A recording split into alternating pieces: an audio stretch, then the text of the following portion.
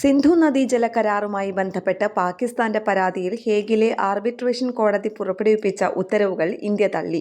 കോടതി നടത്തുന്ന നടപടികൾ നിയമവിരുദ്ധമാണെന്ന് ആവർത്തിച്ച ഇന്ത്യ കോടതിയുടെ പ്രവർത്തനങ്ങൾക്കോ ഉത്തരവുകൾക്കോ നിയമസാധുതയില്ലെന്നും വ്യക്തമാക്കി. അതിനാൽ കോടതി നിർദ്ദേശപ്രകാരമുള്ള രേഖകൾ ഹാജരാക്കാനോ വാദങ്ങളിൽ പങ്കെടുക്കാനോ ഇന്ത്യ തയ്യാറല്ലെന്നും സർക്കാർ വൃത്തങ്ങൾ അറിയിച്ചു.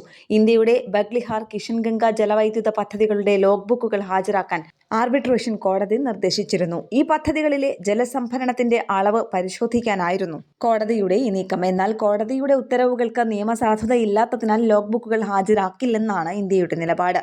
സാങ്കേതിക തർക്കങ്ങൾ പരിഹരിക്കാൻ സ്വതന്ത്ര വിദഗ്ധനെ നിയമിക്കുന്നതിനു പകരം പാകിസ്ഥാൻ ആർബിട്രേഷൻ കോടതിയെ സമീപിച്ചത് കരാറിലെ വ്യവസ്ഥകൾക്ക് വിരുദ്ധമാണെന്നാണ് ഇന്ത്യ ചൂണ്ടിക്കാണിക്കുന്നത്. വിഷയത്തിൽ ഫെബ്രുവരി 2, 3 തീയതികളിൽ കോടതി വാദം കേൾക്കാൻ നിശ്ചയിച്ചിട്ടുണ്ടെങ്കിലും ഇന്ത്യ അതിൽ പങ്കെടുക്കില്ല. ഇന്ത്യയുടെ അഭാവത്തിൽ പാകിസ്ഥാന്റെ വാദങ്ങൾ മാത്രം കേട്ട് നടപടികളുമായി മുന്നോട്ടു പോകാനാണ് കോടതിയുടെ നീക്കം. 2025 ഏപ്രിൽ 22 പഹൽഗാമിൽ പാകിസ്ഥാൻ ഭീകരർ നടത്തിയ ആക്രമണത്തെ തുടർന്ന് ഏപ്രിൽ 23 ഇന്ത്യ സിന്ധു നദീജല കരാർ മരവിപ്പിച്ച് ഉത്തരവിട്ടത്.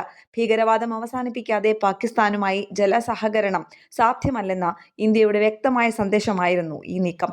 പാകിസ്ഥാന്റെ കൃഷിയുടെ 80 മുതൽ 90% സിന്ധു നദിയിലെ ജലത്തെയാണ് ആശ്രയിക്കുന്നത്. നിലവിൽ പാകിസ്ഥാനിലെ പ്രധാന ജലസംഭരണികളായ തർബേല, മംഗ്ല എന്നിവയിലെ ജലനിരപ്പ് അപകടകരമായ രീതിയിൽ താഴ്ന്നിരിക്കുകയാണ്. ഈ പശ്ചാത്തലത്തിൽ ഇന്ത്യയുടെ നിലപാട് പാകിസ്ഥാനെ വലിയ പ്രതിസന്ധിയിലാക്കിയിരിക്കുകയാണ്. നാഷണൽ ഡെസ്ക്, കേരള പ്രണാമം.